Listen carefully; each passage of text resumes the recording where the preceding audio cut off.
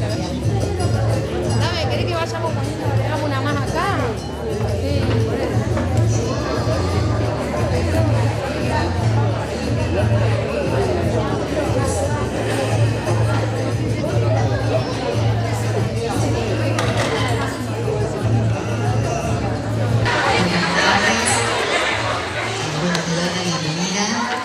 Estudiantes, a docentes de los niveles primario, secundario, la verdad que un gusto verlos acá.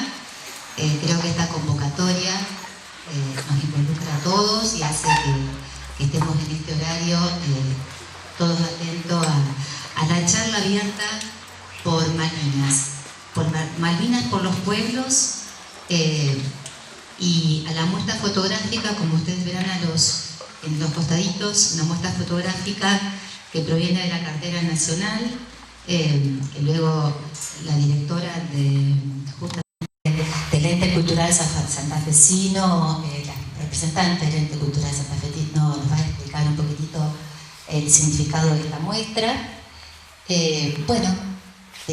Esta propuesta que justamente estamos llevando a cabo en el día de hoy viene a mano de Cecilia, que nos contactó, que está a cargo como la oficina del cultural, y gracias al presidente de la comuna de Los Molinos, Jorge Palladini, para poder hacer esto una realidad. En el día de hoy en San José de la Esquina y con los estudiantes de los distintos niveles, docentes y público en general.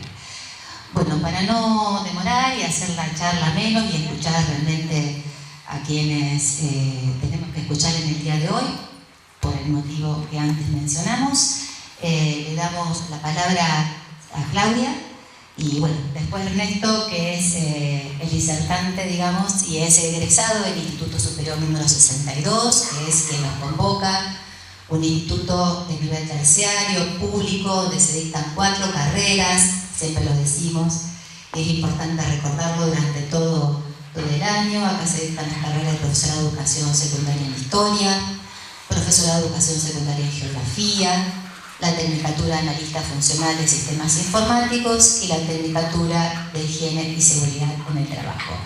Como un instituto que forma a profesionales y docentes, le damos la bienvenida a ustedes y le doy la palabra a Claudia. Gracias, Viviana. Muchas gracias por recibirnos, también a la dirección de la escuela secundaria. Muchas gracias a todos por acercarse, sobre todo a poder compartir este momento, un poco explicarles cómo nace este programa Malvinas por los Pueblos, donde a través de una charla que tuvimos con Ernesto es veterano de Malvinas, tripulante del Ara General Belgrano, que fue hundido, ustedes saben, el 2 de mayo se cumplieron también 40 años. Estamos conmemorando el año del 40 aniversario de la recuperación de Malvinas, pero ustedes saben que desde siempre Argentina, primero como parte del Virreinato del Río de la Plata y luego con su independencia, siempre batalló por esa soberanía en todos los ámbitos diplomáticos. Bueno, sucede lo de la guerra, estamos a 40 años de la recuperación de Malvinas, y Ernesto arma una casilla, así nace un poco el encuentro de todos nosotros, arma una casilla para volver a Ushuaia.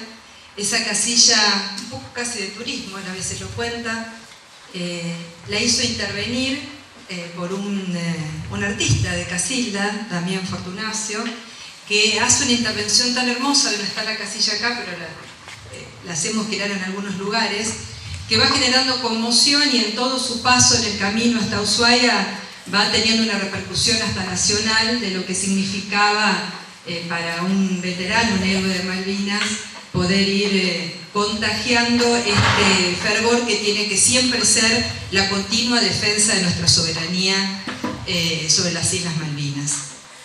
En esta propuesta que él tenía como para conversar, como lo hace siempre con todos, y difundir este mensaje, porque son las nuevas generaciones los que van a tener que seguir más allá de quienes han participado y haber quedado vivos de esa gesta, continuar en la defensa de todos los foros internacionales por nuestra soberanía.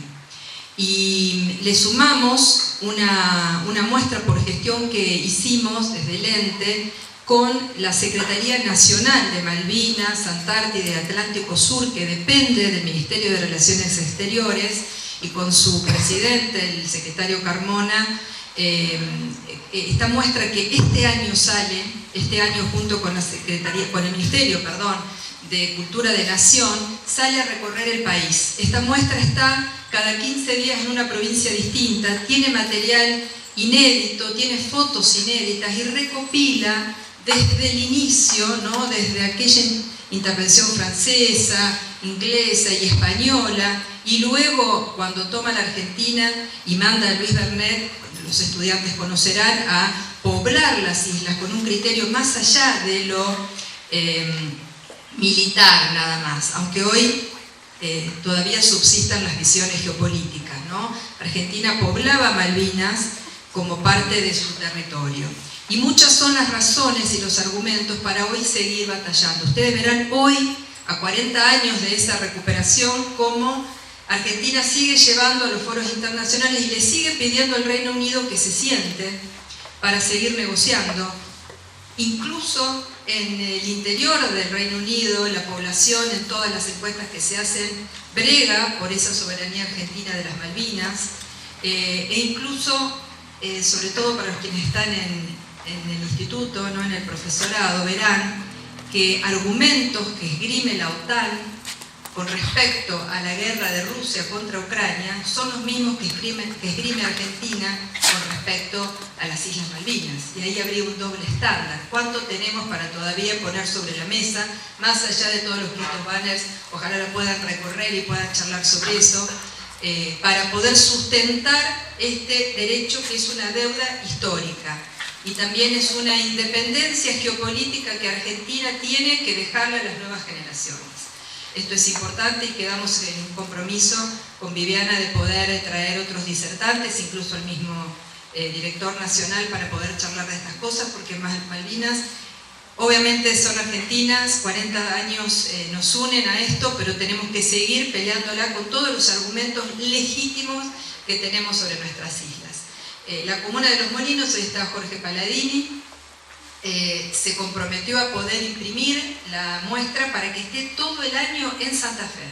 En nuestra provincia va localidad por localidad, donde puede la acompañar Ernesto, la acompañamos, también representantes de la Asociación Sanmartiniana, que es muy importante, ¿no? Si habrá ejemplos en nuestro país de héroes que han luchado por nuestra soberanía, Cecilia de Francesco, que es la directora de la usina, todos a disposición para poder seguir sosteniendo esto que nos une a todos realmente, y que a su vez tiene mucho que ver con nuestra riqueza, nuestro potencial, ¿no? Más allá de lo que emocionalmente nos liga a estas islas y este territorio, también de la Antártida, ¿no? Y del Atlántico Sur. Así que lo dejamos con Ernesto para que cuente su historia, lo que ha vivido, pero siempre dejando un legado de que este programa lo que intenta es mantener sobre la mesa y estar muy atentos de todas las razones por las cuales Argentina dice que no solo en el discurso son argentinas, sino que seguimos en cada foro internacional debatiendo esto que es la soberanía de nuestras islas. Gracias.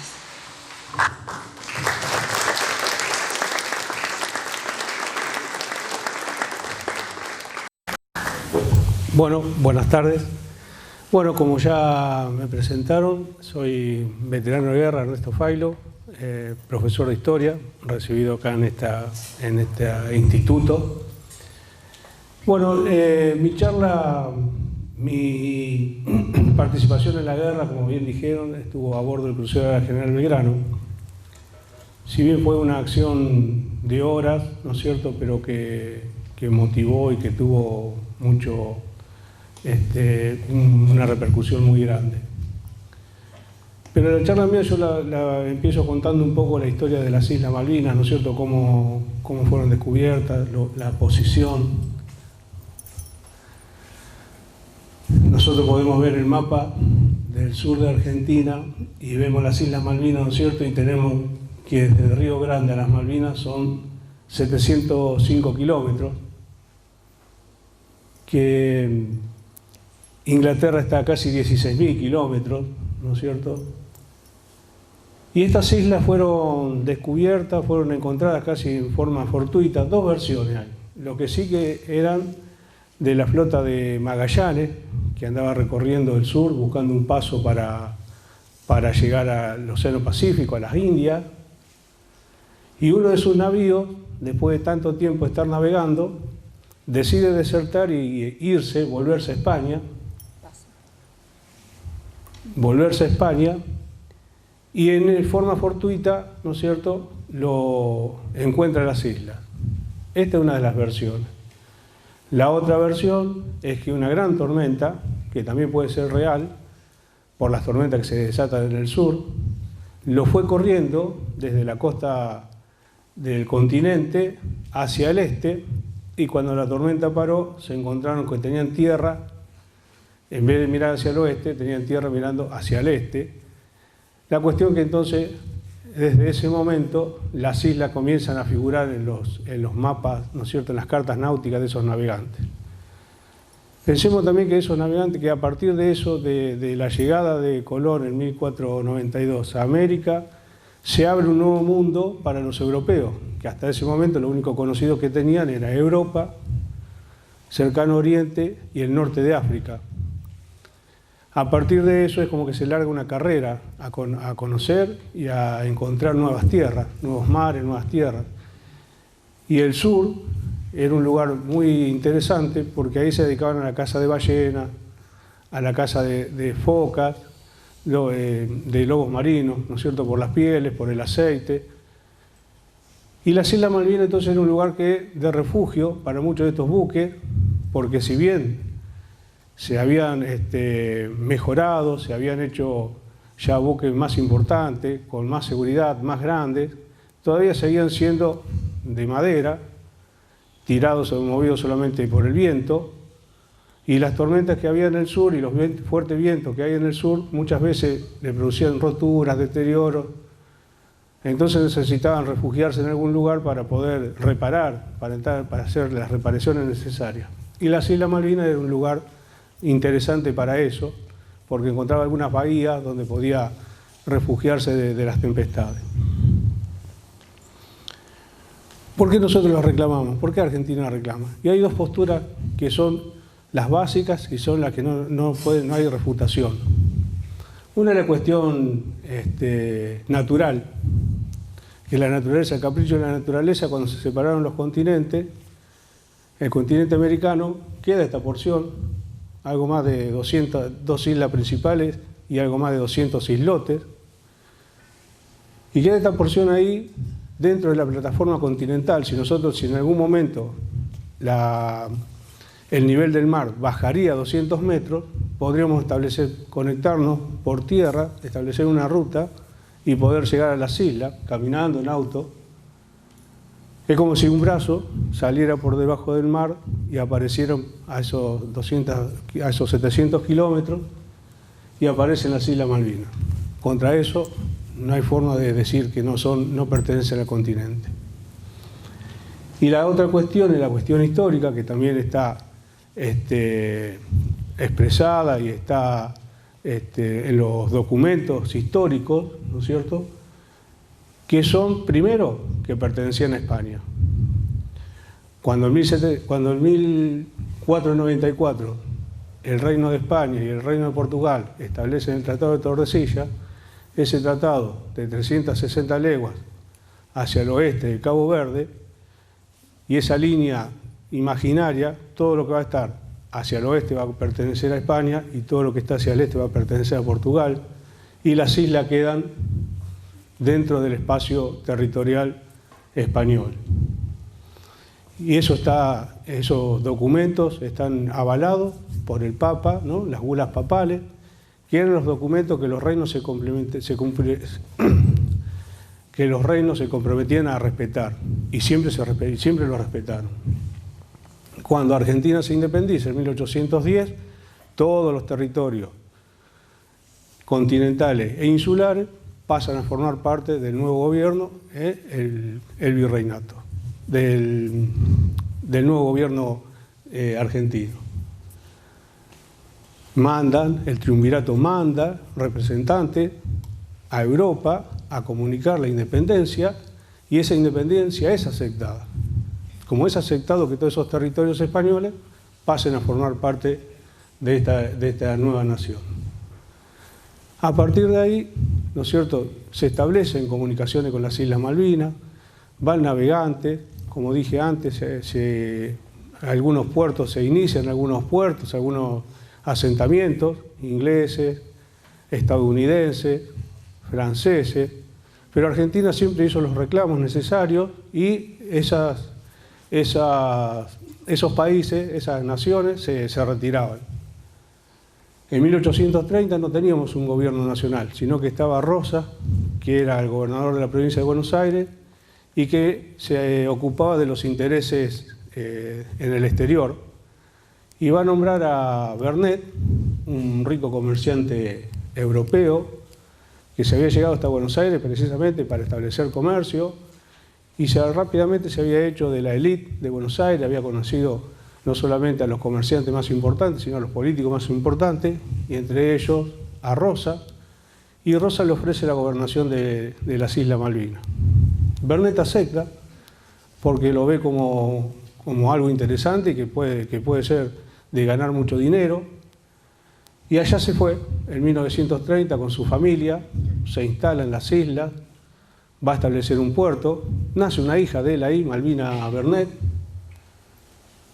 va a tener su comercio, que primero va a ser la cría de ganado, después le van a dar permiso para la pesca, y por último va a establecer un puerto comercial donde todos los buques que pasaran necesitaran reparación, necesitaban provisiones, todo lo necesario para seguir navegando, Vernet se lo proveía. En 1833 una escuadra inglesa se estaciona delante del puerto, intima a Vernet que abandone las islas en el plazo de 48 horas, y bueno, Vernet, al no tener posibilidades de defensa, se va a alejar, y a partir de ahí las islas pasan a estar en manos de los ingleses. El que queda ahí, que se va a sublevar 2 o 3 veces hasta que se puede escapar, es este señor, el Gaucho Rivero, recordado en un billetito de 50 pesos.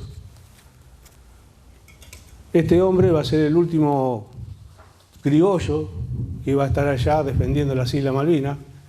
No se sabe bien qué es lo que pasó. Hay 3 versiones, una que murió congelado cuando se escapó, otra que lo tomaron prisionero y murió en una cárcel en Inglaterra, y la última, que ahora hace muy poco, que hace poco tiempo que empezaron, que murió en la batalla de la Vuelta de Obligado, porque en los documentos donde figuraban los soldados que habían estado peleando en la batalla de Obligado, figura Rivero.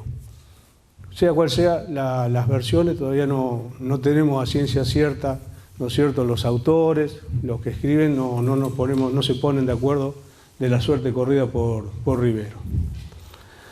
A partir de ese momento Argentina empieza a hacer los reclamos, todos los reclamos pertinentes, primero hacia el reino de Inglaterra, después hacia el resto de los reinos europeos, de las naciones europeas, reclamando la soberanía sobre esas islas, y así lo va a ir haciendo sucesivamente a la creación de la ONU, en las oficinas de descolonización, van a ir presentándolo en forma permanente. Hasta que llegamos al año 1982. En el año 82, sabemos nosotros que estamos viviendo bajo un gobierno militar, una dictadura que había tomado el gobierno el 24 de marzo de 1976, que habían ido sucediendo, y llegamos a este 30 de marzo del año 82 con un gobierno militar desgastado porque ya estaban los organismos de derechos humanos trabajando en el país para ver qué pasaba con los muertos y desaparecidos, pero también el desgaste era económico. En la Junta Militar había un programa económico de apertura donde se habían cerrado miles de puestos de trabajo, mucha gente, ¿no es cierto?, desocupada, la crisis económica, Y eso llevó a que ese desgaste, ¿no es cierto?, el 30 de marzo, después de unos cuantos años, se juntaron y se saliera a la calle, políticos, sindicalistas, los trabajadores, estudiantes, y fueron corridos porque la intención del gobierno era que no se ganara la Plaza de Mayo. Ustedes saben que la Plaza de Mayo es el lugar donde los argentinos nos gusta ir a demostrar todo lo que sentimos, lo bueno y lo malo. Y ahí vamos todos a expresarnos. Y este 30 de marzo fueron corridos, gaseados, golpeados, baleados, hubo cientos de detenidos, heridos, algunos muertos. ¿Pero qué pasó? 3 días después, esa otra vez, la otra del 30 de marzo, ahí lo vemos Ubaldini, ¿no?, que era secretario de una de la UOM, me parece. Pan y trabajo, piden uno de los cosos, pasa ahora la de... El 2 de abril, la misma Plaza de Mayo y todas las plazas de los pueblos de todo el país se transformaron y salieron a la calle a festejar la recuperación de las Islas Malvinas. Tenemos nosotros ahí, por ejemplo, algunos argentinazos, las Malvinas recuperadas, 150 años pirateadas, al fin recuperadas. Galtieri en la famosa frase, si quieren venir que vengan, le presentaremos batalla. Habían sacado desde adentro nuestro eso que nosotros lo llamamos ese nacionalismo, ¿no? Eso de sentirnos partícipes de algo todos juntos. Yo a veces cuando lo charlo, digo, lo comparo muchas veces con lo que es que estamos mirando un partido de la selección nacional en un bar cualquiera que no conocemos y Argentina, faltando 5 minutos en la final del mundo, le hace un gol a Brasil y nos abrazamos con los que tenemos al lado, ni los conocemos, pero sentimos esa necesidad de mostrar un afecto por algo que es nuestro de todos, y las Islas Malvinas proclamó esto. Y después de 40 años de mirar esta foto y ¿no es cierto?, de pensarlo, yo muchas veces lo miraba y lo pensaba, digo yo, ¿a quién aplauden? ¿Qué están aplaudiendo? ¿Lo aplauden ahí al dictador que está ahí arriba, que sale al balcón y saluda? ¿O están aplaudiendo el hecho de pensarse y unirse atrás después de 150 años de estar enarbolada la bandera argentina en las Islas Malvinas? Es un hilo muy fino, ¿no es cierto?, para pensarlo, porque nos caemos de un lado o del otro. Y bueno, yo me quedo con ese nacionalismo, ¿no?, con eso de esa expresión, y que el hombre explotó ese momento. La cuestión que, bueno, así fuimos nosotros a la guerra.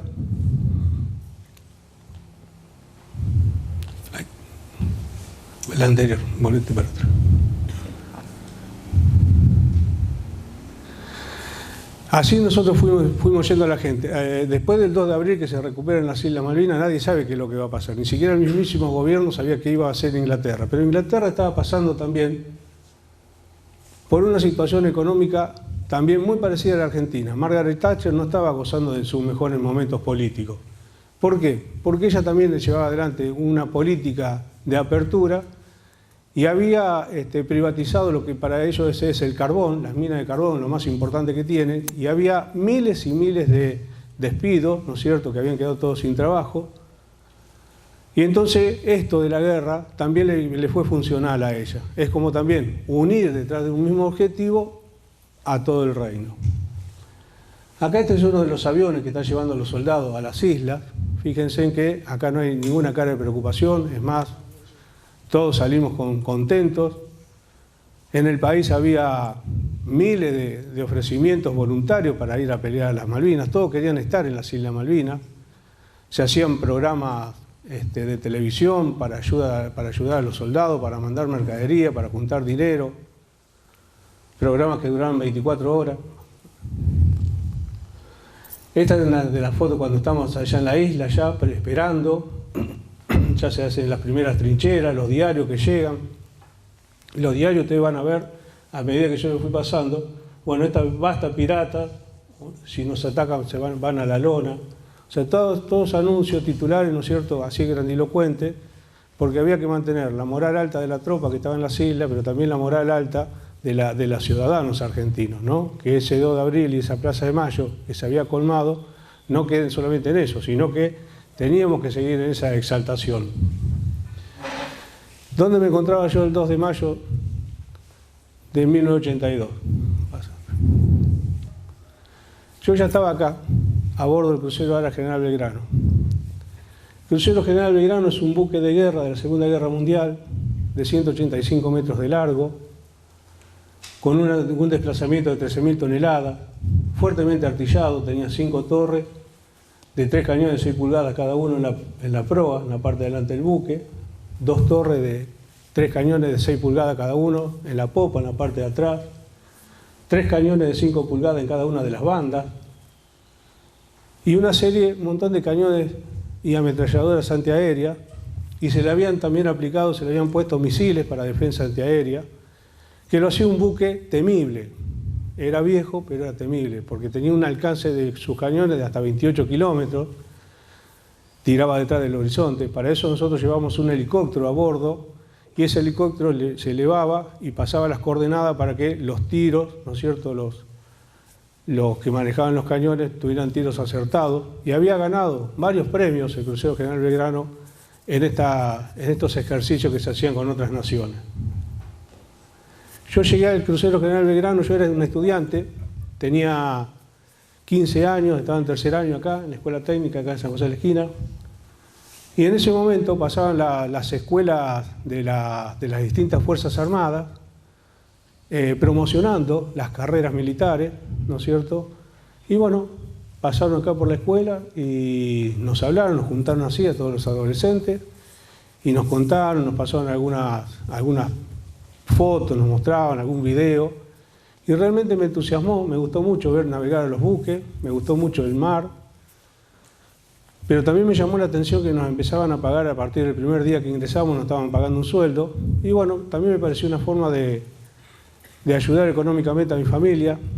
Mi viejo eran trabajadores, humildes, y estábamos los dos, mi hermano y yo, acá en San José de la Esquina, y realmente haciendo un sacrificio bastante importante para pagarnos el estudio acá. Así que bueno, me fui a mi casa, le planteé la situación, no me dijeron ni que sí ni que no, pero tampoco se opusieron, y bueno, así hice, dejé de estudiar acá, me preparé para rendir los cursos de ingreso a la Armada, y así me encontré un 29 de enero del año 80, entrando a la Escuela Mecánica de la Armada junto a otros 7.500 aspirantes más. Estuve ahí adentro, hice 2 años los cursos de formación, me capacité y me preparé en control de avería, lucha contra incendio y guerra química biológica nuclear.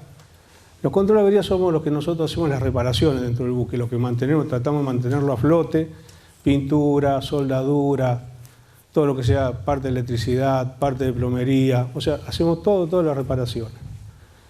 Lucha contra incendios somos los bomberos a bordo, y guerra química biológica nuclear es una especialidad nueva que venía porque la Armada estaba comprando buques nuevos que ya venían con una capacidad de lanzamiento de misiles con ojivas nucleares. Entonces nosotros nos capacitamos en eso para primero saber si era una guerra química, qué gas nos tiraban a partir del color que te podía tener el gas, y entonces a eso teníamos unas pastillas que nos enseñaban cuál era para neutralizar y respirar aire limpio dentro de una máscara. Y la nuclear era porque nosotros podíamos lavar el buque, limpiarlo y atenuar la radiación, o bien si algún marino se contaminaba con radioactividad, cómo teníamos que tratarlo y cómo teníamos que hacerlo para tratar de que el efecto sea el menos posible. Yo llego al crucero General Belgrano, pero yo fui tercero en mi promoción. El primero fue este chico, Daniel Esturel, mi compañero. Este fue el primer promedio del crucero General Belgrano y él lo mandan como premio a la Fragata Libertad. Ustedes saben, la Fragata Libertad es el buque escuela que da la vuelta al mundo. El segundo promedio fue al portaaviones, Ara 25 de Mayo, que era el buque insignia de la Armada. Y el tercer promedio, que era yo, me tocó el crucero del General Belgrano, que también lo seguía en importancia, ¿no?, por lo que significaba el crucero. Bueno, yo ahí me encontraba nosotros no salimos a navegar, no estuvimos en la toma de Malvinas, sino que estábamos en reparación.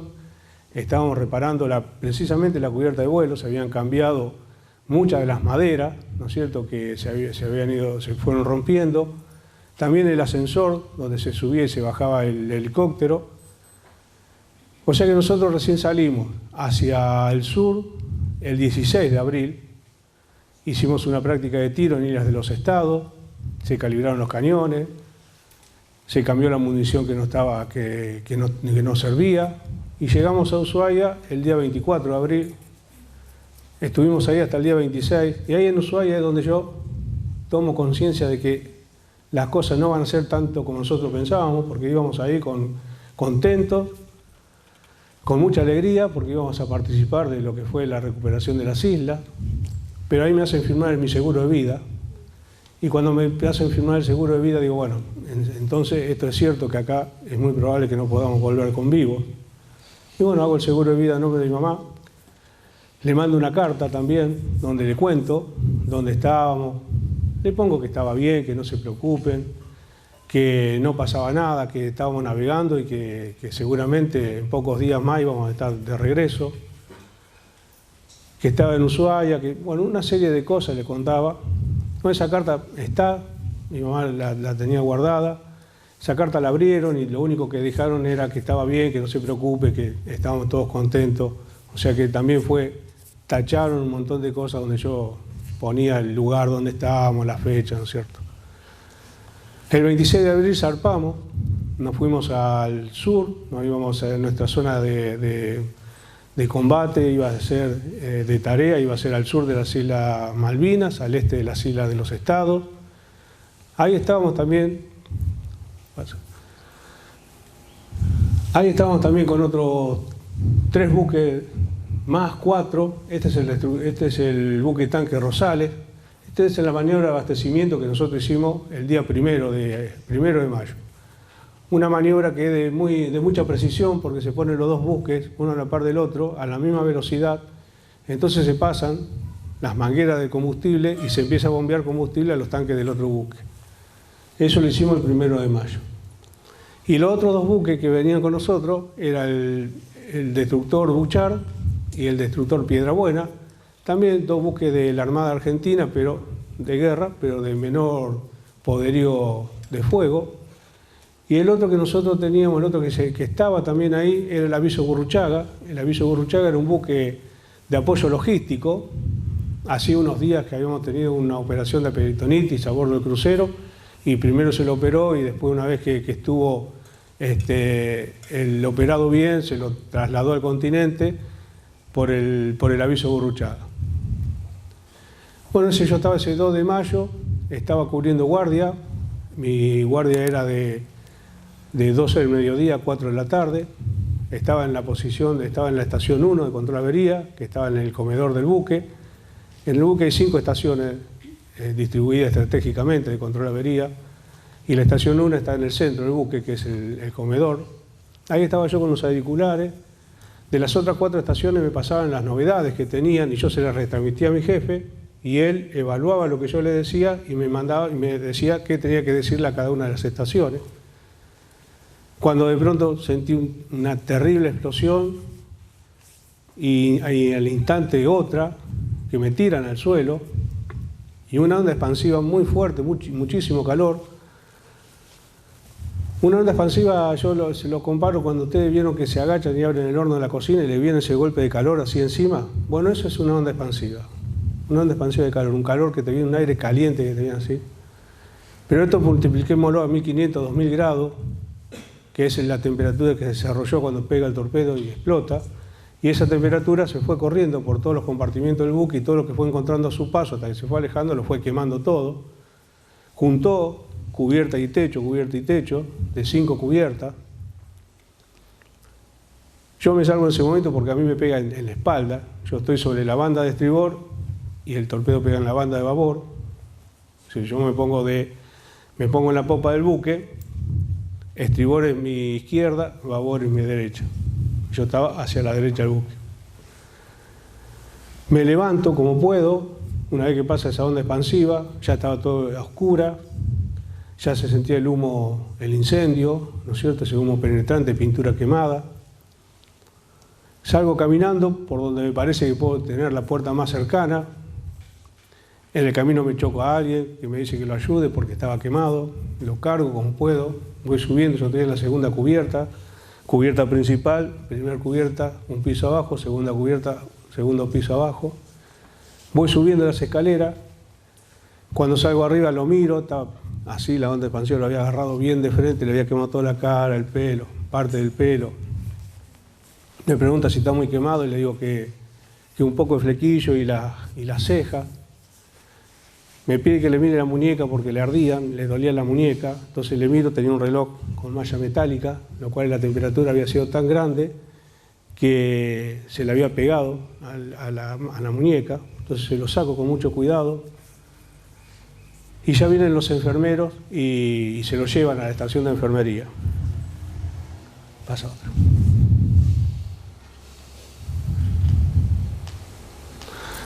Esta es una secuencia, son 5 fotos. Una secuencia de 5 fotos que sacó un guardiamarina que tenía una maquinita de fotos en el bolsillo, en una bolsa plástica, y sacó una secuencia de 5 fotos, ¿no es cierto?, donde el buque, los momentos que se va hundiendo hasta que desaparece. ¿Qué hicimos nosotros los control avería? Una vez que los 1093 tripulantes que había a bordo, de los cuales 770 nos salvamos, 323 murieron, 290 murieron ahí en la primera explosión, el resto de los 40 y los 33 otros murieron después en el viaje. 2 balsas encontraron con tripulantes congelados, eran muy poquitos, en una 5 y en la otra 6, y los encontraron congelados. Entonces, esos 770 o los que estaban en condiciones se formaron delante de cada balsa. Cada grupo de 20 tripulantes tenía una balsa. Y ahí se quedaron. Nadie corrió, nadie se atropelló, nadie hizo nada de lo que no tenía que hacer. Todos esperaron las órdenes del comandante. Los únicos que corríamos y andábamos de un lado para el otro éramos los control avería, que nuestro jefe nos juntó y la orden era tratar de llegar a donde había pegado el torpedo y ir tapando los agujeros o cerrando las puertas para que el agua no siguiera subiendo y se hundiera el buque. Pero como ya el agua había subido tanto y había entrado ya tanta agua que ya era imposible sostenerlo al buque, y lo único que podíamos hacer era tratar de tirar cuerda hacia las cubiertas bajas, porque ya veíamos el agua que ya estaba en la segunda cubierta. Entonces, para que los que venían, estaban nadando y estaban perdidos, pudieran agarrarse y los pudiéramos ir sacando. Pasaron las 5. Para atrás. No va para atrás. No va para atrás. No va. Bueno, déjala ahí.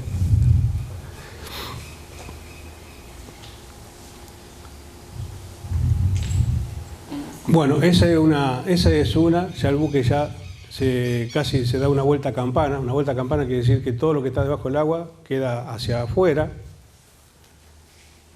Pasa la otra. Y esta es la última foto, ya dio la vuelta campana, ya se hundió la parte de atrás, la popa del buque, y esa es la última parte que se ve, la proa del buque. En una de las fotitos, la que no vimos, debe ser la tercera, se ven 2 puntitos negros, que es el comandante del buque y un suboficial, son los últimos 2 en tirarse al agua.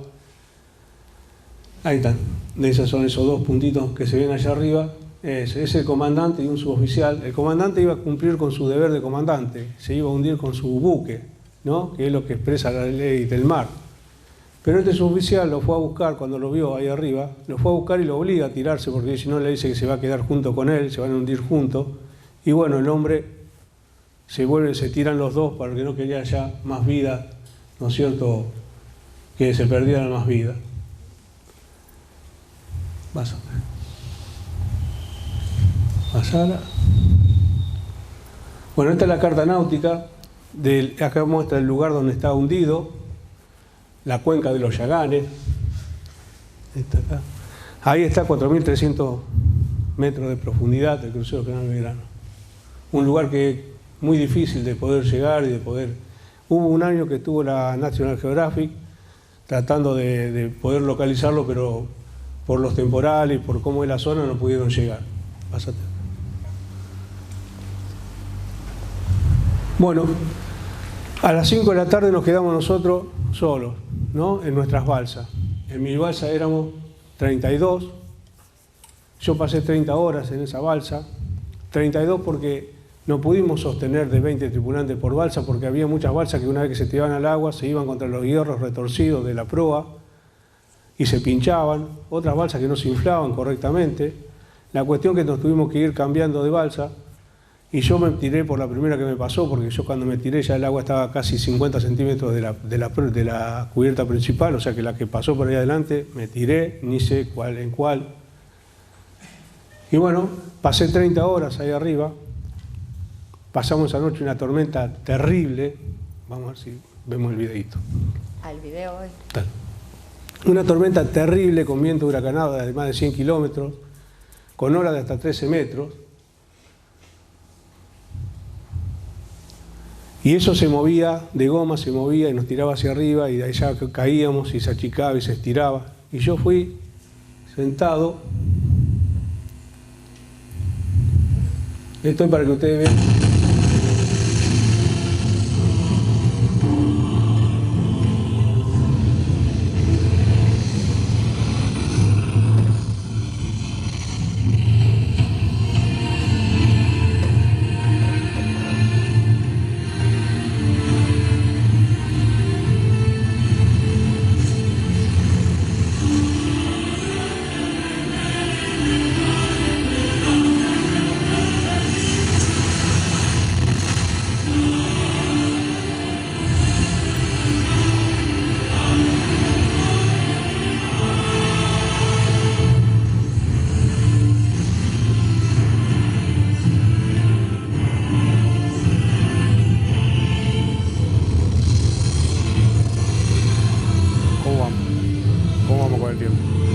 Muy bien, Bien. 6 menos 5. ¿Querés tomar agua? Sí, ahora no, sí.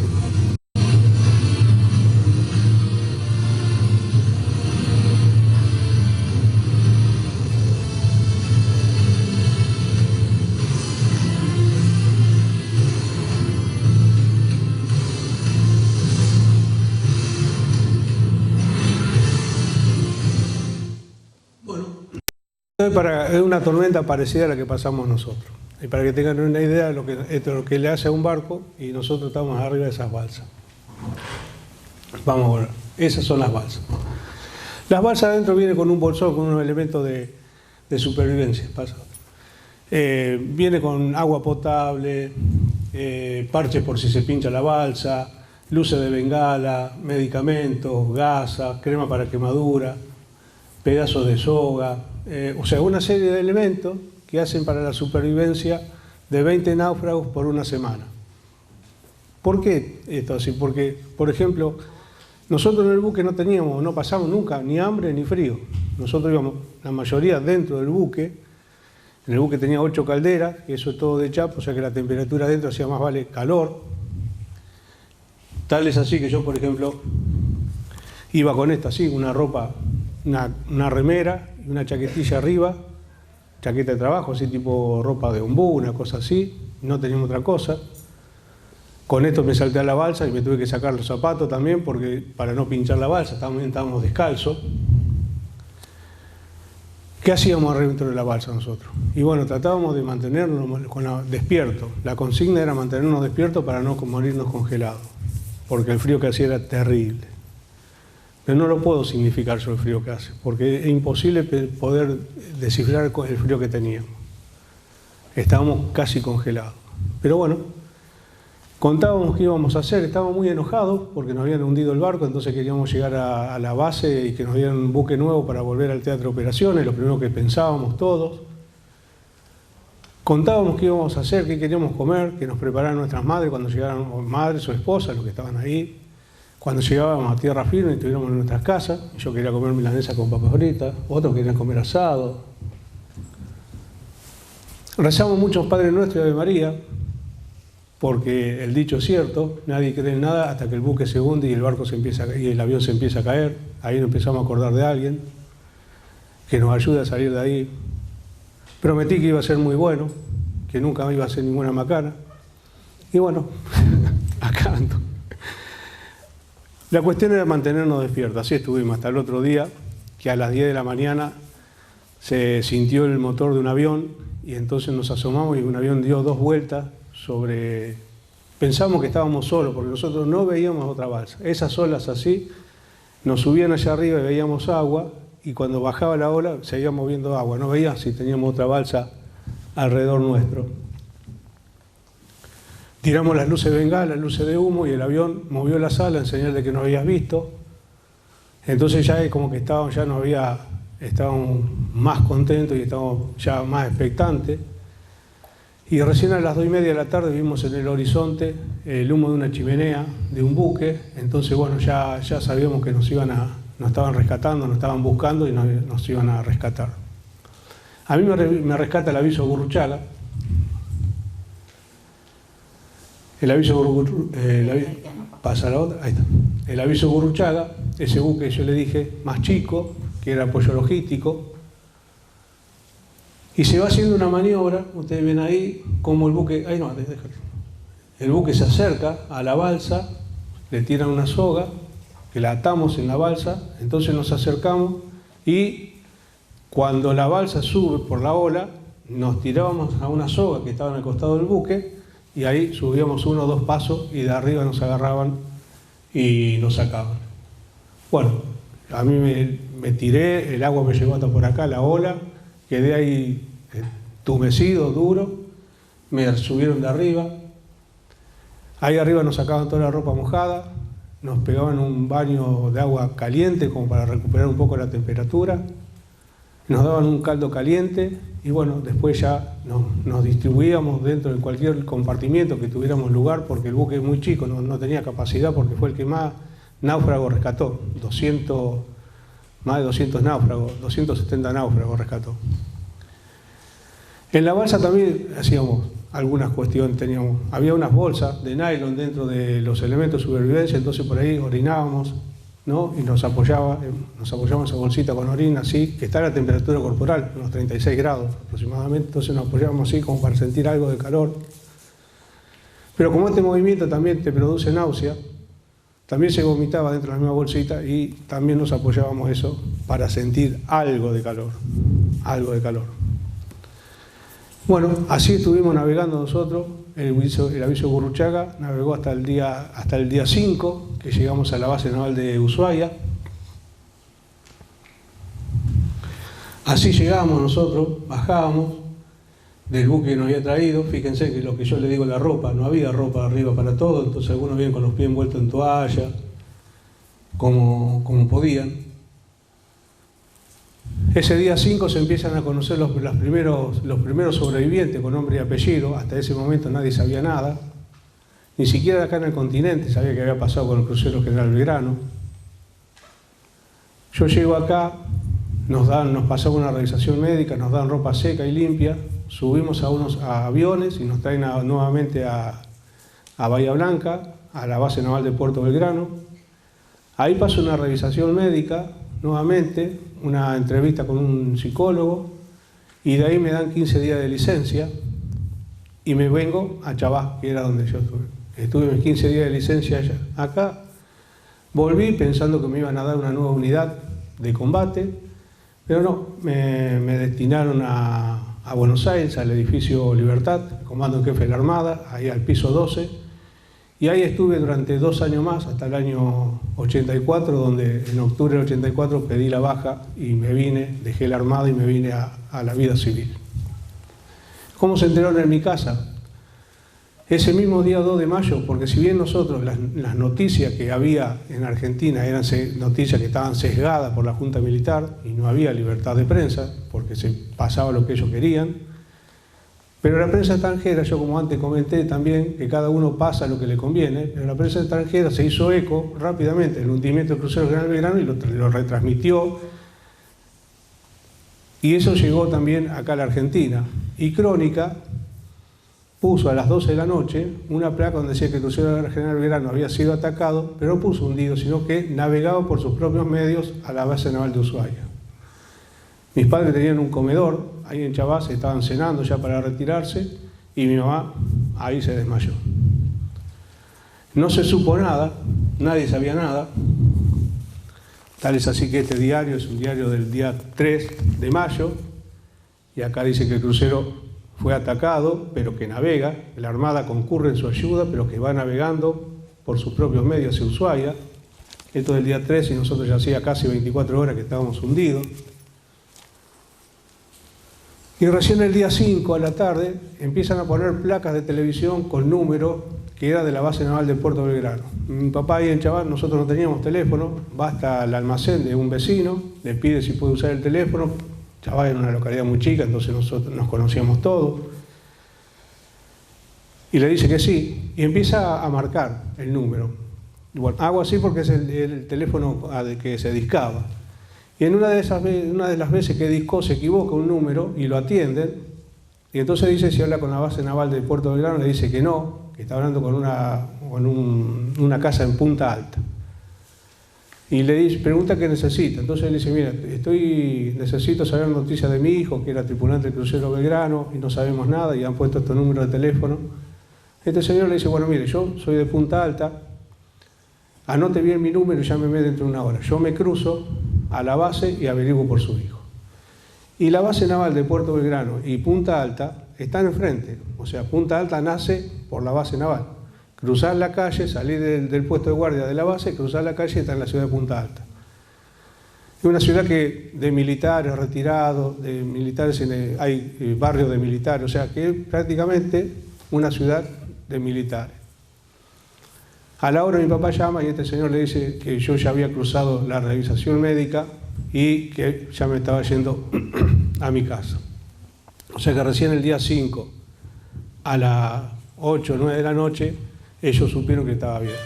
No había otro tipo de información. Ahí termina mi cuestión de mi guerra.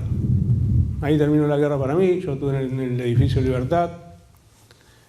Pero la guerra continuó hasta el 14 de junio, donde no se firma una rendición, sino que hay una deposición de armas. Cuando hablan de rendirse, no está bien dicho, porque rendirse sería que nosotros hubiésemos resignado todos nuestros derechos a los reclamos, y Argentina no resigna ningún derecho. Menéndez lo único que está autorizado a firmar es un alto el fuego y entregar las armas. Y eso es lo que hizo. Y ahí comienza otra guerra. Porque nosotros decimos que no somos excombatientes, nosotros somos veteranos de guerra. Tenemos la guerra de Malvinas, pero seguimos combatiendo en la forma que lo estamos haciendo ahora, contando nuestra experiencia, que este proceso que nació allá, ese mismo 14 de junio, ese proceso de desmalvinización que primero fue llevado adelante por los militares, de los soldados que fueron volviendo al continente, llevarlos escondidos, en trenes con las persianas bajas, colectivos con las cortinas corridas, de noche. Los tuvieron hasta 6, 7 y 8 meses más con ese servicio militar.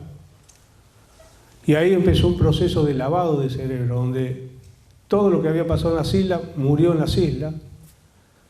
Decirle a ellos que habían sido los culpables por haber perdido la guerra, que no habían estado a la altura de las circunstancias. Todo eso fue pegándole tan profundo, de repetirse permanentemente, de los movimientos vivos, de levantarse y hacerlos comer, ingerir alimentos, porque muchos estaban famélicos cuando vinieron de allá. Entonces le hacían ingerir muchos alimentos en poco tiempo, con muchas calorías, para ponerlos nuevamente bien, y cuando salían a la calle se los viera bien y no maltratados.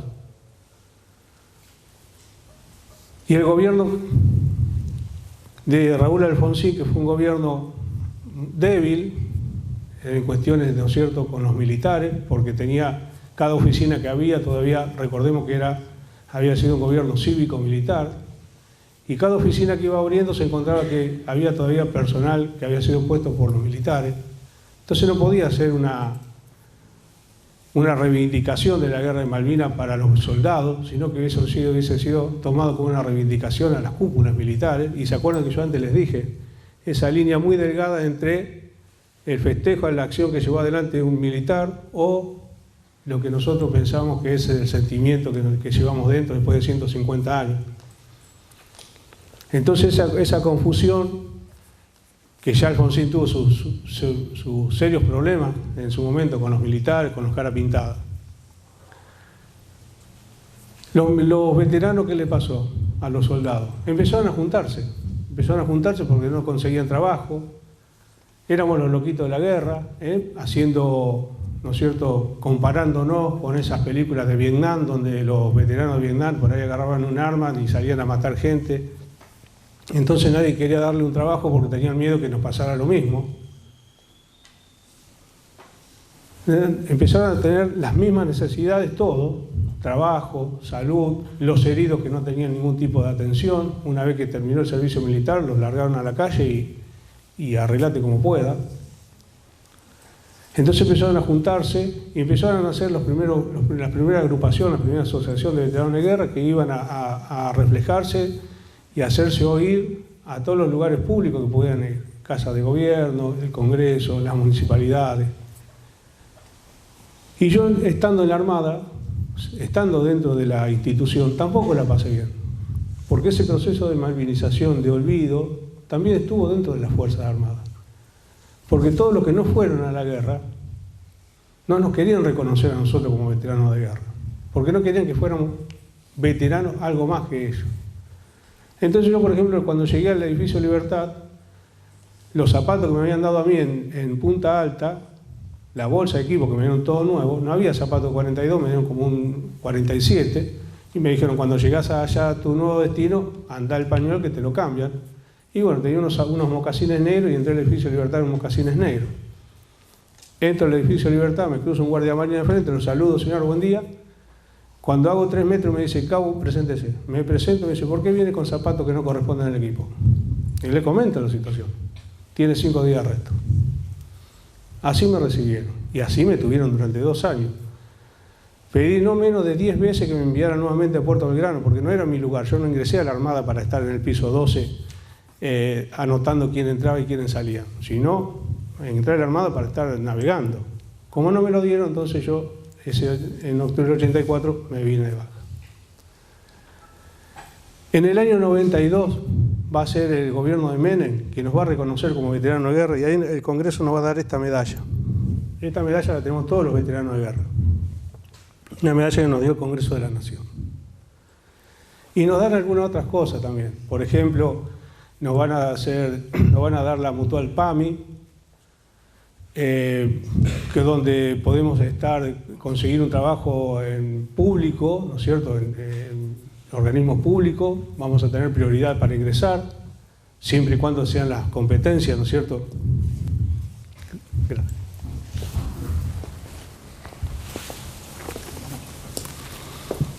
Entonces, esas son las cosas que nos empezaron a dar.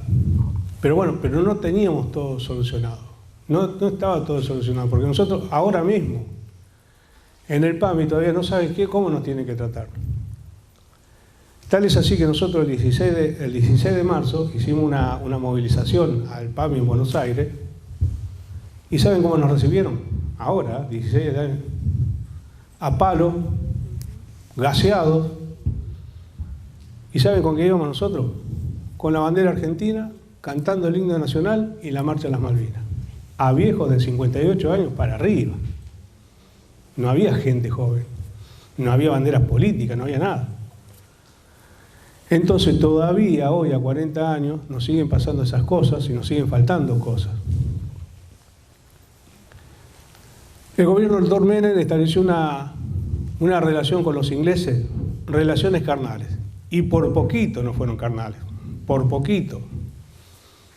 Porque él que quería establecer nuevamente ese puente aéreo, hacer negocios, como un buen gobierno liberal, quería hacer negocios con ellos.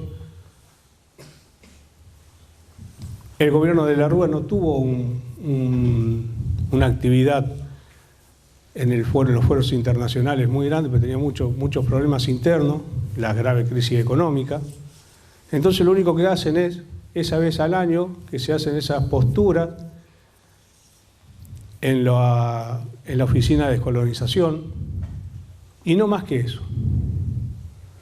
Mientras tanto nosotros seguimos nuestra lucha, y empezó a cambiar con la sociedad.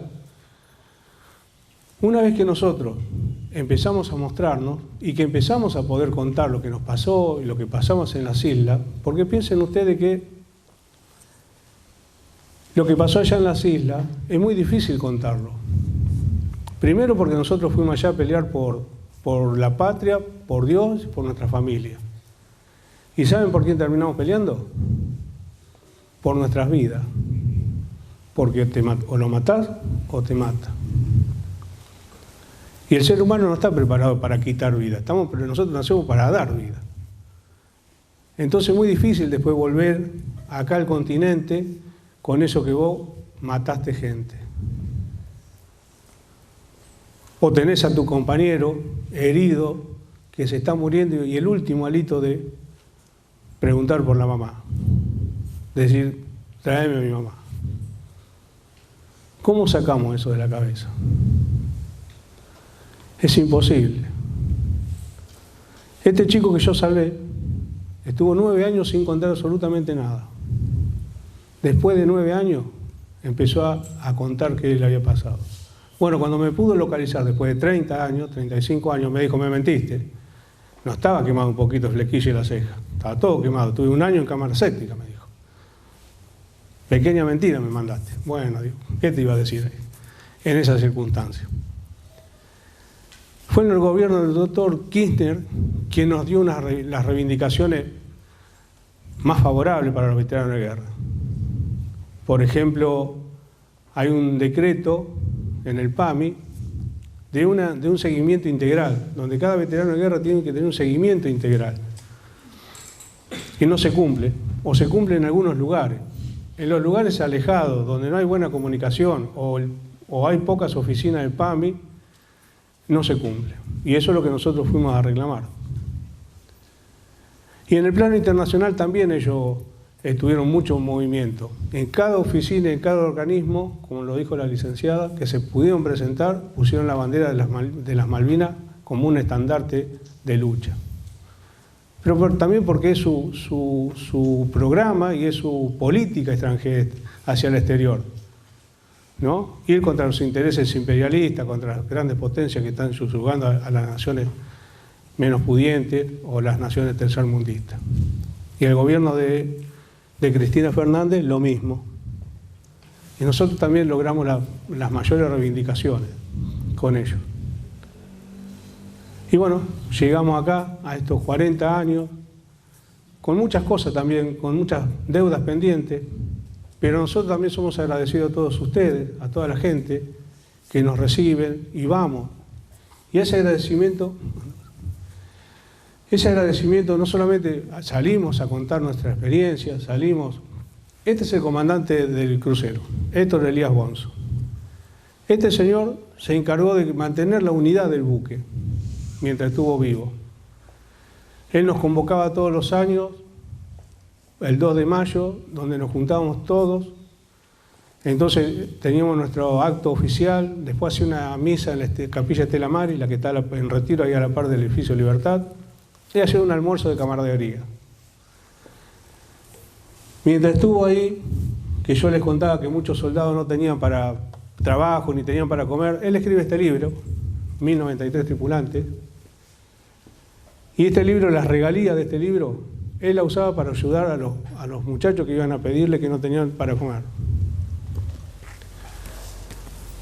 Se encargó de conocer de cada uno de los 1093 todo, la vida, la familia, y nosotros lo admiramos, ¿saben por qué? Porque él no tuvo una balsa cuando se tiró allá, que fue el último en tirarse, no tuvo una balsa con una bandera que decía comandante del buque, ni tampoco cuando lo rescataron. Él se tiró en la primera balsa que pasó y lo rescataron al tuntún como nos rescataron a todos. Y eso para nosotros tuvo un valor inconmensurable. Y así él lo demostró hasta su fallecimiento. Pasa.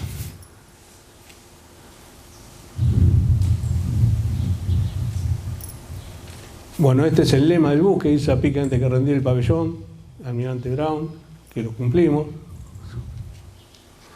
Y esto es lo que andamos haciendo hoy. Algunos salimos a contar, nos da un poco mal la cara y salimos a contarlo, lo que nos pasó. Y otros, que no nos pueden contarlo, andan así por los pueblos, ¿no es cierto?, o por las escuelas que nos necesitan. Este es en Los Molinos. Primer año lo hicimos con María Victoria, ¿no? Estabas vos, María Victoria, cuando lo empezamos. La carta la escribiste vos. Solamente que después cuando fueron ya no estaba en la dirección. Pero con la otra directora. Bueno, esto nosotros lo hacemos en las escuelas que se hacen porciones de locro o alguna comida, se venden esas porciones y después van el día domingo, vamos los veteranos, cocinamos y entonces todo el dinero que se junta es todo para la cooperadora, para la escuela. Pero también lo hacemos cuando hay inundado, cuando hay temporales, cuando hay algún desastre natural que necesitan de alguna colaboración, allá vamos. Se ha mandado mucha mercadería corriente por los incendios. Se manda mucho al Chaco, ¿no es cierto?, a las tribus de los huichís, las comunidades huichís, tobas. O sea que tratamos de devolver un poco, ¿no es cierto?, lo que nos han dado. Eso es lo que nosotros estamos haciendo hoy. Bueno, ¿y qué más? ¿Por qué estoy acá? Porque yo sé que todos ustedes acá seguramente van a salir dirigentes locales, provinciales, nacionales, y por qué no que en algún momento haya alguno acá que esté allá sentado o parado en el Comité de Colonización de la ONU peleando por las Islas Malvinas para que se vuelvan a recuperar. Y entonces se van a acordar, en mi escuela cuando estaba allá, un día vino un veterano a contar la experiencia y por qué yo estoy acá, parado, en este comité de descolonización. Porque es de estos lugares donde nosotros apuntamos que esto se siga manteniendo vivo, que no se muera con el último veterano que esté en pie y las Islas Malvinas se pierdan. Si no, necesitamos de las escuelas, de donde se produce el conocimiento, mantener vivo todo esto, que los 649 muertos que tienen las islas no hayan sido en vano, y los más de 700 suicidios que pasaron después de la guerra por falta de atención, por esa batalla que seguimos librando, no sea todo en vano. Por eso nosotros andamos así, por las escuelas donde nos gusta participar y nos gusta contar lo que nos pasó. Bueno, esa es mi experiencia y eso es lo que yo le quería contar.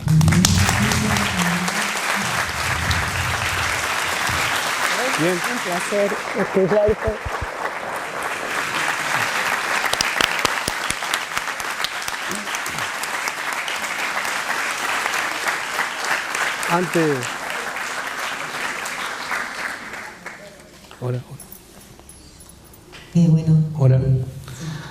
Antes de pasar a las preguntas, porque tenemos veteranos que han escrito.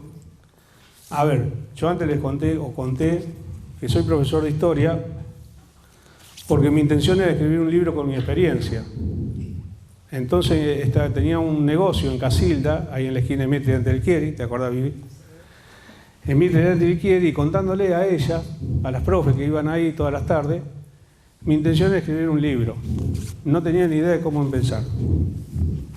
Y una de esas profesoras, Sandra Michelón, que es de acá, de la localidad, me dijo, hacete el profesorado de historia, que te va a dar las primeras herramientas para empezar a escribir tu libro. Bueno, me hice profesor de historia, me gustó trabajar con los adolescentes, el libro lo tengo por ahí archivado en algún lado, pensando que en algún momento lo voy a hacer. Pero esto lo han escrito algunos que estuvieron en el Crucero General Belgrano, y Gustavo Caso Rosendi, es un veterano que ya fue con aires de escritor a la guerra, y algunas cosas escribió allá y otras cosas las siguió escribiendo que estando acá. Yo selecciono dos para leer. La primera se menciona a los gurkas. Ustedes, si no saben la historia de los gurkas, son esos soldados indios que la particularidad que tienen ellos es que pelean a cuchillo y a deshuello. ¿Y qué es lo que hacen? Al que matan, le cortan una oreja y se la llevan de trofeo o de coso. Y Gustavo escribió esto. Gurkas, mercenarios de perfil bajo, los únicos que los vieron ya no están. Cuchillos fantasmales cortando los sueños. Pero ¿acaso nosotros no veníamos del país de las picanas sobre panzas embarazadas? ¿Quién le tenía que tener miedo a quién? Bueno, fíjense ustedes que escribe esto estando allá haciendo alusión, ¿no?, a lo que estaba pasando acá en el continente con los detenidos y desaparecidos. Y el otro, trincheras, comenzamos cavando como si fuera nuestra propia tumba. Pero cuando el cielo escupía fuego, nos dábamos cuenta que era un buen lugar después de todo. Esas son las dos que me gusta leer porque, bueno, son dos momentos muy especiales de la historia, ¿no es cierto?, del país y de la guerra. Bien. Quiero avisarles que, bueno, toda la charla que nos has dado, Ernesto, está grabada, así que vamos a pasar el link a las instituciones que lo requieran. Y bueno, es el momento de preguntas. Hola, buenas tardes. Hermoso relato el suyo, señor. La pregunta es, ¿el Aras General Belgrano estaba en situación de guerra en ese momento cuando fue torpedeado o estaba en otra situación? O sea, ¿estaba participando del combate, estaba en misión de combate o estaba en las afueras? Sí, entiendo. ¿Tiene volumen? ¿Estamos? Hola. Sí. No, nosotros estábamos en combate. Tal es así que el día primero, después que hicimos combustible, el día primero, a la madrugada, nosotros íbamos hacia el norte, junto con los otros dos destructores, y desde el norte venía bajando la otra parte de la flota, que era el portaaviones con las otras corbetas y fragatas. La idea era un ataque en pinza, iban a despegar los aviones del portaaviones para atacar a la flota que estaba en las islas. ¿Qué necesita un avión para despegar del portaaviones argentino? Necesita máxima velocidad y mucho viento en contra, porque es una pista corta. Entonces, cuando despega, recibe el golpe de viento en contra y levanta vuelo. Realmente los pilotos, los únicos pilotos que hacían ese trabajo en el portaaviones eran los argentinos, porque tenían que tener unos cojones bastante regulares para hacer eso. Bueno, ese día debe haber sido el único día que no hubo viento en el sur. Y no pudo despegar los aviones con la cantidad de bombas que llevaban y el combustible que tenía que llevar para atacar, causar el mayor daño posible y tratar de volver al portaaviones. A media mañana deciden bajarle bombas y descargar combustible, pero cuando se ponen a pensar que para qué van a arriesgar un avión llevando una bomba y llevando la mitad de tanque de combustible para posiblemente después ni siquiera volver, entonces se decide abortar esa misión. Y nosotros volvemos. Y ahí fue cuando después nos atacan al otro día. Pero nosotros estamos en misión de combate. Esa zona de exclusión que hace, que interpone Inglaterra es a título propio de ellos. Es más, antes la licenciada dijo que yo fui hasta el sur. De Puerto Madryn a Ushuaia, todas las ciudades costeras estaban preparadas para recibir un ataque aéreo. En las escuelas se hacían ejercicios de ataque aéreo. ¿Cuál era el ejercicio? Sonaba la sirena en la ciudad y cada uno sabía qué rol tenía que cumplir y a dónde tenía que ir a refugiarse. A la noche las luces se apagaban a las 7 de la tarde, no había más una luz y las casas estaban todas pintadas, las ventanas de negro, para que no salga luz hacia el exterior. Tampoco se podía fumar afuera. Y las luces, los autos, los únicos autos que andaban eran los autorizados y tenían la luz pintada de negro y lo único que dejaban un rectangulito así para alumbrar un poquitito ahí abajo. O sea que ellos allá vivieron la guerra, por eso usted me dice, si estábamos en plan de guerra, estábamos en una zona de guerra. No sé si le contesto. Muy buena la exposición, la verdad que me impactó mucho. Mi pregunta tiene que ver con cómo se puede trazar una diferencia entre respaldar la soberanía argentina de las islas y las gestas que se dieron los soldados y el pueblo, más no con eso ensuciarlo, haciendo alguna posible alusión a la reivindicación de la dictadura, ¿no? Cómo separar la lucha del pueblo, aún criticando que fue... Bueno, yo creo que la exposición lo dejo claro, ¿no es cierto? Yo tengo que mencionar quién estaba gobernando ese país, en qué circunstancias estaba gobernando. Eso lo dejo, era un golpe, había sido un golpe militar, no era un gobierno democrático. Y después establezco yo esa diferencia. ¿Qué es lo que la gente, después de yo tanto analizar esa figura y analizar el discurso y cómo actuaba la gente, dejo distanciado yo lo que es la acción del militar a lo que fue la gente a aplaudir. Nosotros tenemos que pensar que Son 150 años que nosotros venimos, desde que estamos en la escuela, que las señas nos dicen que las hermanitas, las Islas Malvinas, las hermanitas usurpadas por el pirata inglés, están allá hasta que estamos en los niveles más altos de estudio. O sea, nosotros lo venimos mamando desde chiquito que las islas. Y eso es lo que hizo explosión ahí en las islas y en el país. Por eso yo digo, lo que sale no es el festejo hacia la acción de un militar, sino que lo que sale es el nacionalismo que llevamos todo dentro, de saberte que vos estás recuperando algo que es tuyo y que lo tenía otro. Y yo me parece que está establecido. Y después, bueno, como también lo digo, el gobierno del doctor Alfonsín no puede hacer una reivindicación a los veteranos porque estaría reivindicando a las juntas militares. Y nosotros pagamos las consecuencias por eso que había. Por eso yo no sé si ustedes vieron que el 24 de marzo en muchos lugares trataron de establecerse un hilo conductor entre los detenidos desaparecidos y lo que nos pasó a los veteranos, a los combatientes, a los veteranos de guerra, ¿no? Porque de alguna forma también fuimos víctimas de ese gobierno. No sé si te lo aclaro. ¿Alguna pregunta más?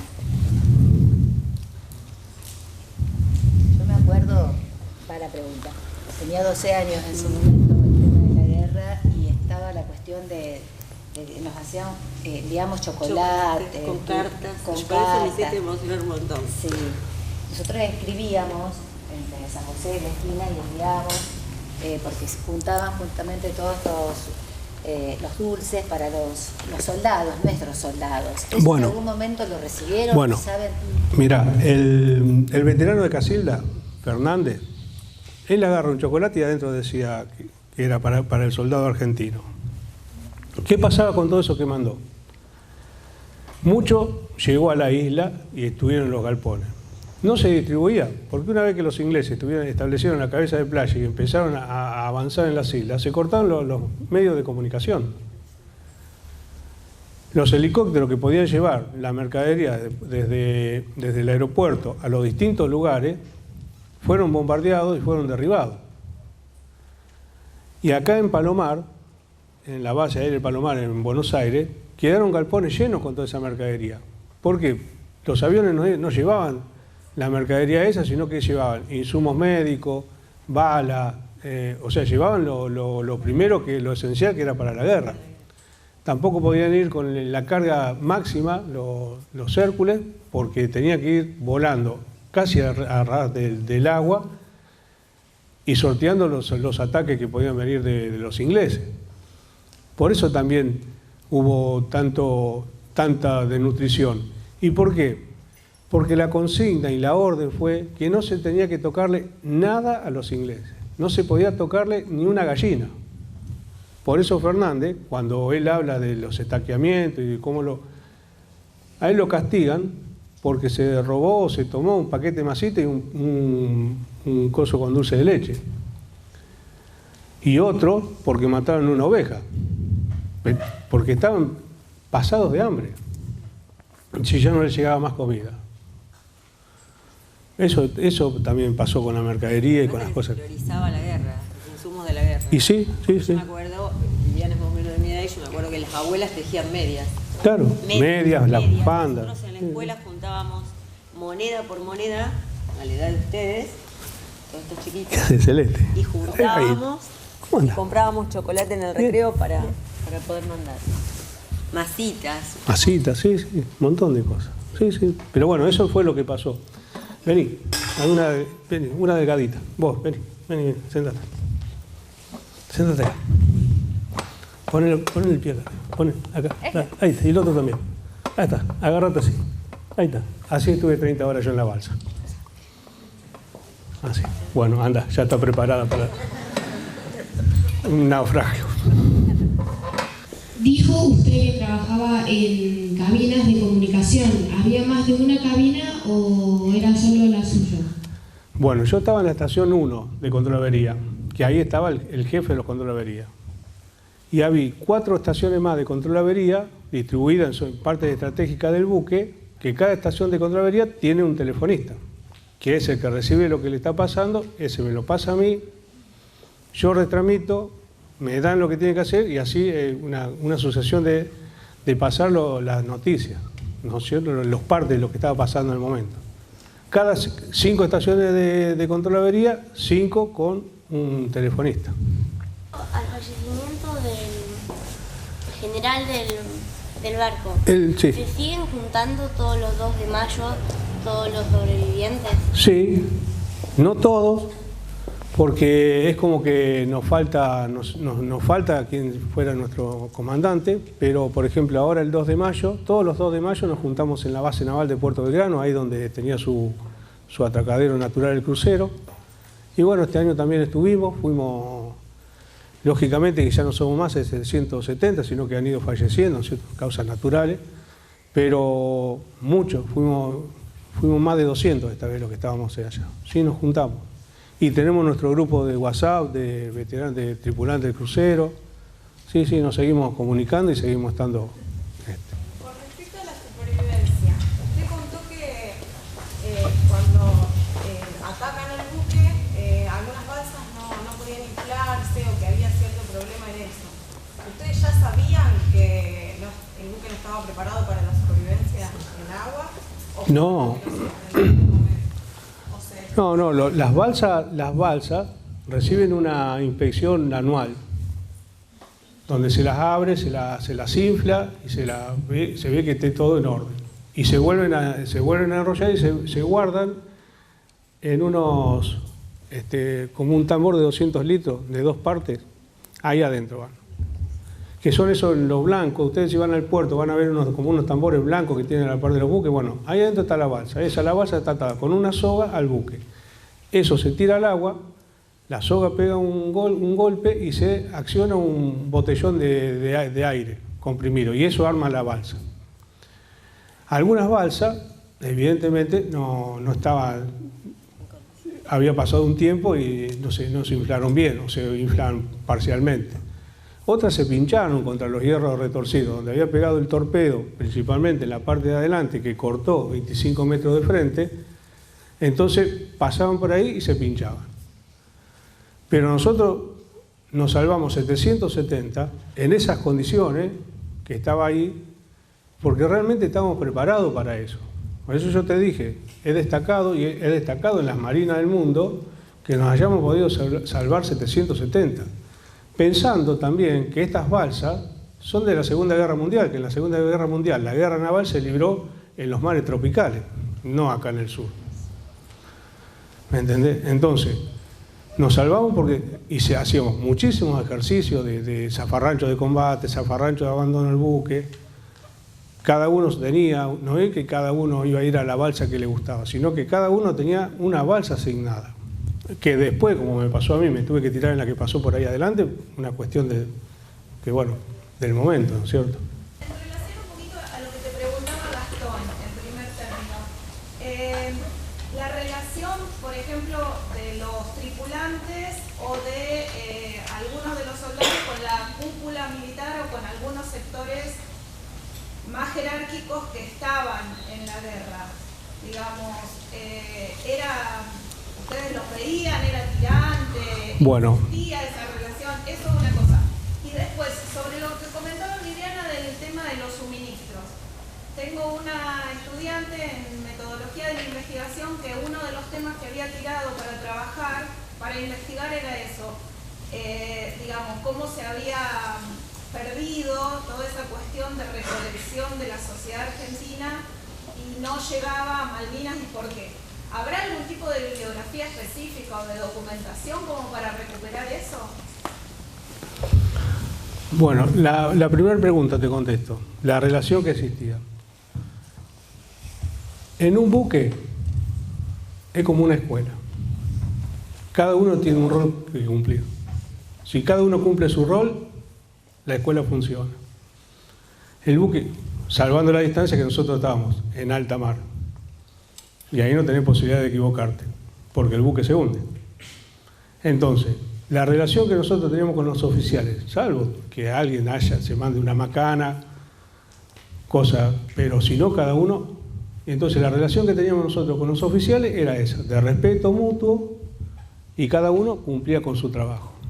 salvo el comandante, que él tenía un trato distinto con cada uno de los tripulantes, porque era un hombre que lo veíamos durante las 24 horas, no sabíamos cómo hacía, pero él se recorría los puestos las 24 horas del día. En las islas es otra historia.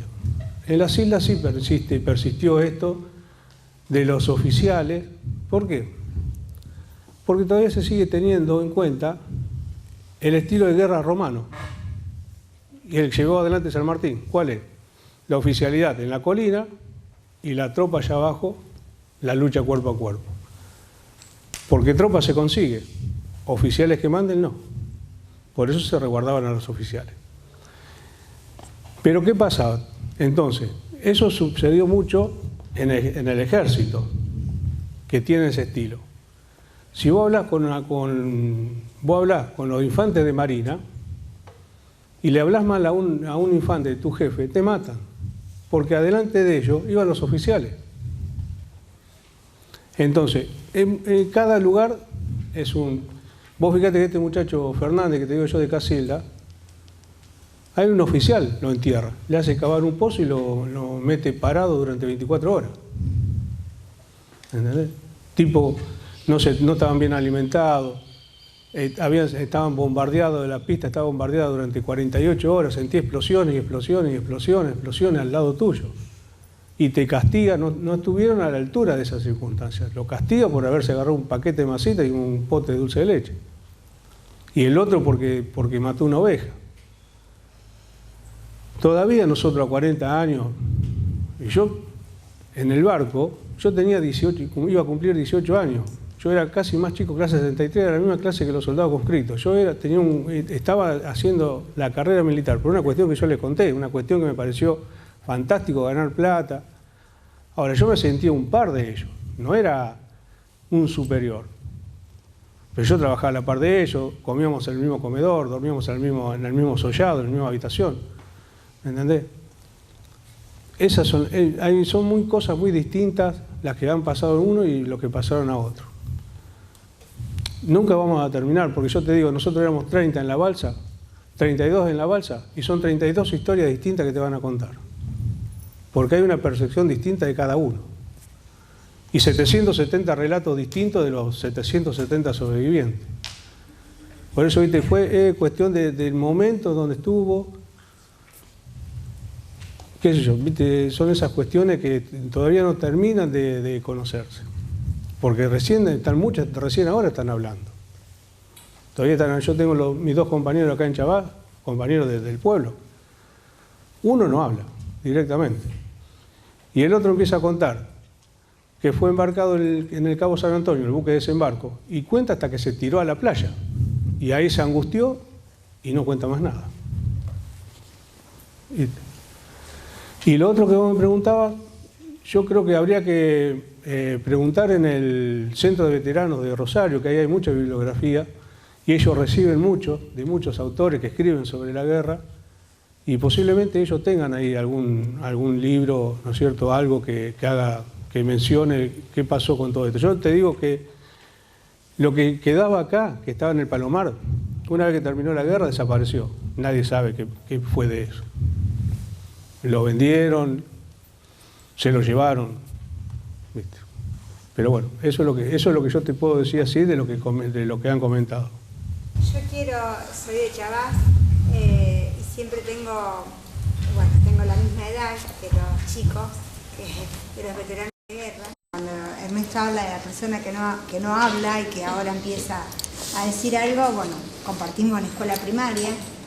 Sé la vivencia de la familia de Ernesto cuando toda la gente en vilo de Chavás, sabiendo si Ernesto estaba vivo o no, cuando el Aras había sido hundido. Conozco obviamente la humildad de la familia de Ernesto, cómo trabajaban en un restaurante y cómo trabajaron siempre. Y la vida después, por esas cuestiones de la vida, fui presidente comunal de Chavás. Y en esa charla con el compañero de escuela, en Chavás no estaba hecho el monumento a Malvinas. Y la verdad que sentí una responsabilidad enorme y un pedido de disculpa especial, que siempre digo, ¿cómo vinieron ellos a reclamarlo? Gracias a Dios lo pude hacer, lo pudimos concretar. No lo digo como una obra que se hizo, sino como un pedido de perdón, que sean ellos los que se acercaron a la comuna a pedir un monumento de Malvinas, porque Chavás no lo tenía. Cuando teníamos los veteranos de guerra y cuando, bueno, nos había tocado compartir todo ese pedido, todo ese el juntar alimentos, llevar los chocolates, lo que fueron comentando. Nosotros estábamos en 4º año y con la chata de la comuna habíamos hecho toda esa recolección. Bueno, gracias a Dios se pudo hacer ese monumento, pero lo triste es que ellos lo hayan reclamado, que no se nos haya ocurrido antes haberlo hecho.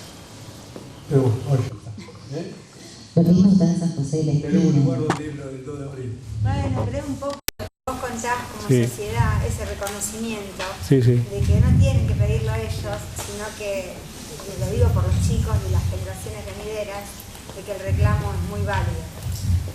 Bueno, San José de la Esquina también este año se inauguró un monumento a Malvinas. Bueno, el presidente comunal se disculpó que no pudo acercarse porque tenía un compromiso previo. Bueno, no más charlas, no más preguntas. Damos por finalizada la actividad de hoy. Muchísimas gracias. Un fuerte aplauso.